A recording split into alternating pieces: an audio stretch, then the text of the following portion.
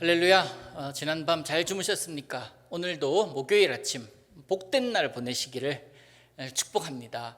복된 날이란 뭘까요? 우리 주님과 함께하는 날, 주님과 동행하는 날이지요. 그런 날을 만들어 보시기를, 그래서 행복한 날 만드시기를 축복합니다.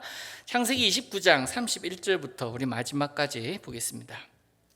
제가 읽겠습니다. 여호와께서 레아가 사랑받지 못함을 보시고 그의 태를 여셨으나 라헬은 자녀가 없었더라. 레아가 임신하여 아들을 낳고 그 이름을 르우벤이라 하여 이르되 여호와께서 나의 괴로움을 돌보셨으니 이제는 내 남편이 나를 사랑하리로다 하였더라.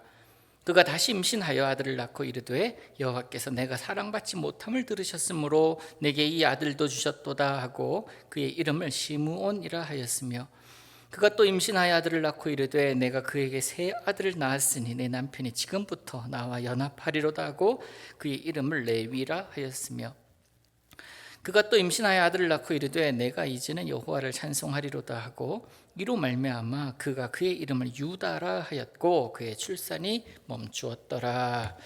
아멘.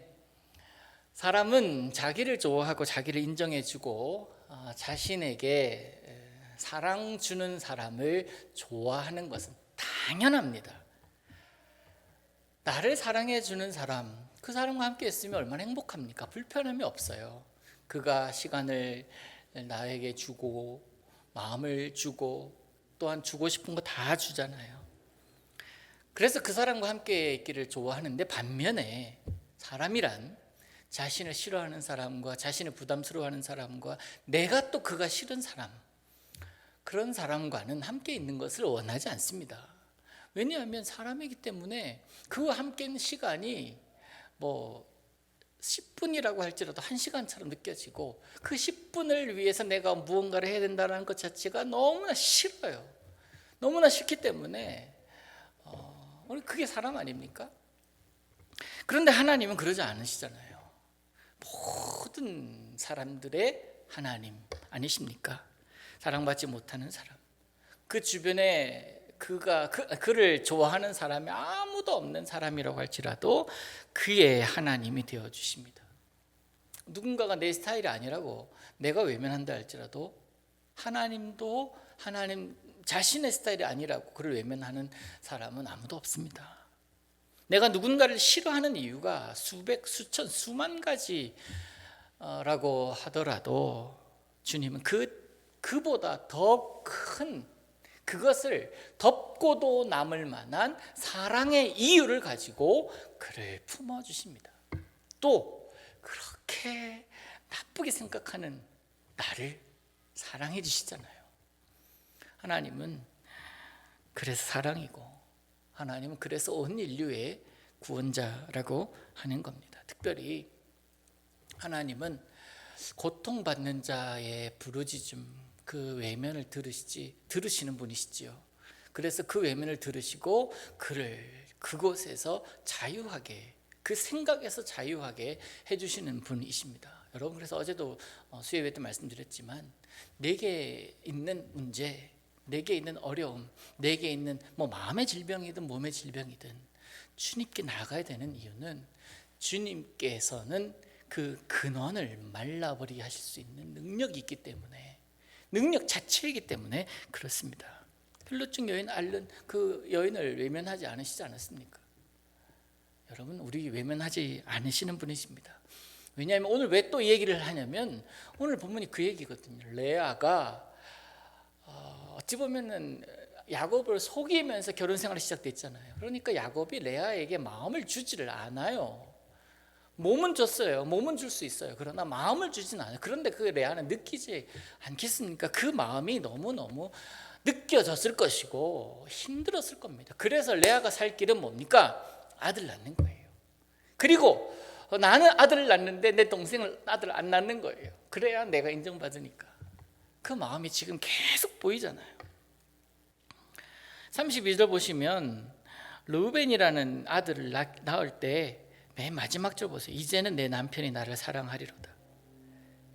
이제는 이 얘기를 하거든요. 아직까지 자기 자신은 야곱에게 사랑받는 존재가 아니라는 것을 그가 압니다. 남편의 사랑을 받지 못하는 아내, 다른 여자, 특별히 내 동생을 사랑하는 내 남편, 어떤 마음일까? 상상 잘 되질 않지만 뭐 한마디로 표현하면 힘들었을 거다, 이 표현밖에는 뭐 드릴 말씀이 없어요. 얼마나 불쌍합니까? 게다가 자신의 여동생을 사랑하는 사람인 줄 알고도 결혼했잖아요. 아버지 라반에게 끌려가서 강제 결혼을 당한 그런 입장 아닙니까?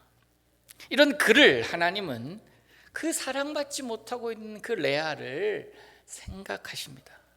여러분, 하나님이 생각하셨다는 것은 어쩌지? 저걸 어떡하지? 라고 끝나는 게 아닙니다. 그에게 은혜를 베푸십니다. 야곱, 이 나쁜 놈 하면서 뒤통수를 때리시는 분이 아니라 은혜를 베푸세요. 하나님이 은혜 하나님이잖아요. 은혜를 베푸십니다. 레아에게 여러 자녀를 줍니다. 반면에 라헬의 애가 없어요. 태의 문을 열어주지 않으십니다. 하나님의 은총이 없으면 남편의 사랑이 아무리 많아도 잉태하지 못한다라는 그런 교훈도 이 본문에서 끄집어낼 수가 있어요. 오늘 우리가 읽은 본문의 모든 내용은 레아가 아들을 낳는 내용, 그러면서 남편의 사랑을 확인받고 싶어하는 그런 내용입니다. 레아가 아들을 낳고 그 이름을 정하는 것을 보면은 분명해지는데요. 레아의 첫 아들이 누구입니까? 르우벤이에요. 보라, 아들이야 라고, 이 뜻이에요. 르우벤. 레아는 하나님이 자신의 비참한 처지와 자신의 마음을 돌보시는 하나님, 그래서 주신 선물이라고 여깁니다. 그래서 32절에 여호와께서 나의 괴로움을 돌보셨으니, 어떤 괴로움일까요? 말씀드렸다시피 남편이 나를 돌아보질 않아요. 사랑해질 않아요. 그 괴로움을 주님께서 나셨구나. 르우벤, 보라고, 아들이잖아. 첫 아들의 이름입니다. 그리고 둘째를 낳았습니다. 들으셨다, 시므온이라고 이름을 짓죠. 첫 아들을 낳고도 여전히 내가 남편에게 사랑받지 못하고 있다라는 사실을 깨달은 것 같아요. 알게 된 것 같고, 그래서 주님께, 주님 하나로는 부족한가 봅니다 했을 때 주님께서 둘째를 주시면서, 시므온을 주시면서 들으셨구나 감탄하고 있죠. 이름들 참 대단하지요. 세 번째는요, 남편과 더 가까워지고 싶은 마음에 레위라고 짓습니다. 레위 뜻이 뭡니까? 연합하다, 하나가 되다, 그런 뜻이거든요. 그리고 또 임신을 해요. 넷째 유다가 탄생을 합니다. 유다는 찬양한다라는 뜻 아닙니까? 주님을 찬양합니다, 그런 뜻이거든요. 유대인이 주님 찬양하는 민족이라는 뜻이에요. 하나님을 찬양하다라는 뜻. 아들 셋을 낳는 동안 가만히 보십시오. 레아의 관심은 남편의 사랑을 받는 것에 있었습니다. 그러면서 남편의 사랑을 받기 위해서 아들을 계속 낳았죠.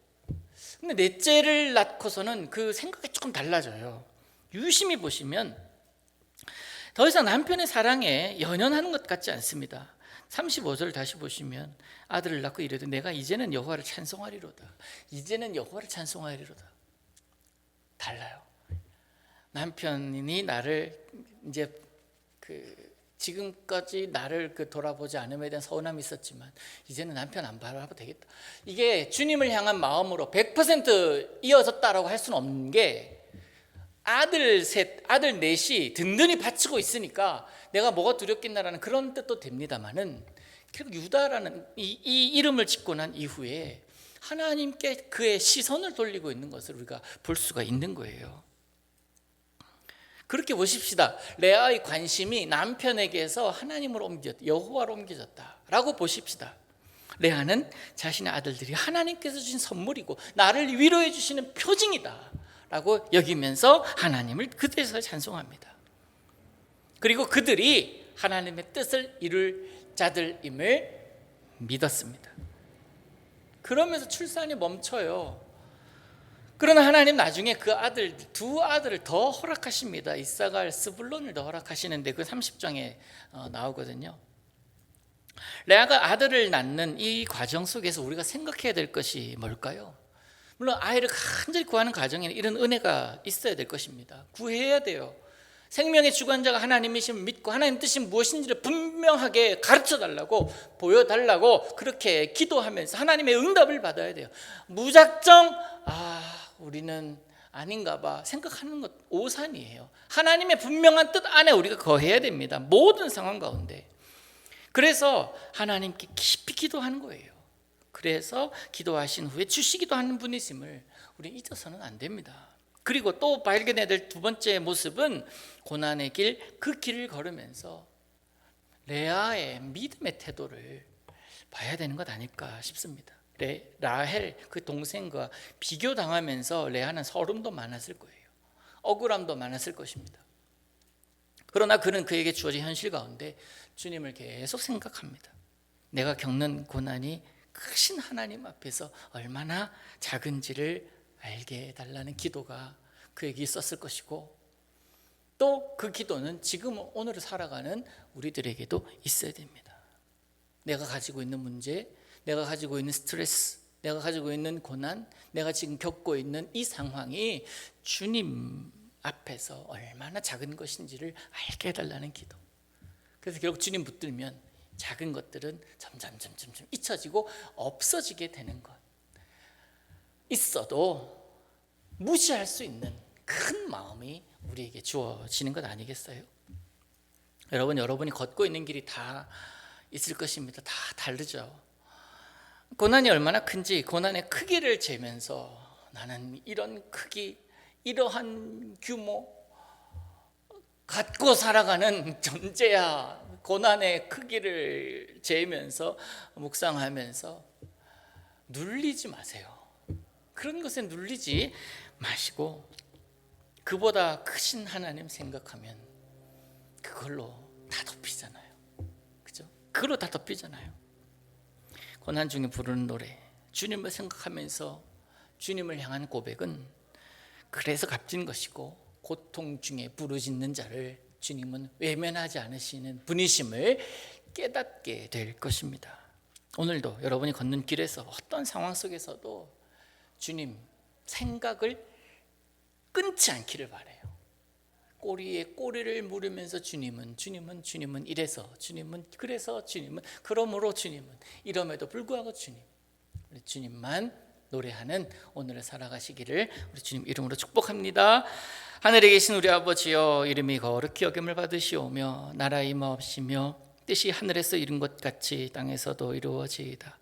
오늘날 우리에게 일용할 양식을 주옵시고 우리가 우리에게 죄 지은 자를 사하여 준 것 같이 우리 죄를 사하여 주옵시고 우리를 시험에 들게 하지 마옵시고 다만 악에서 구하옵소서.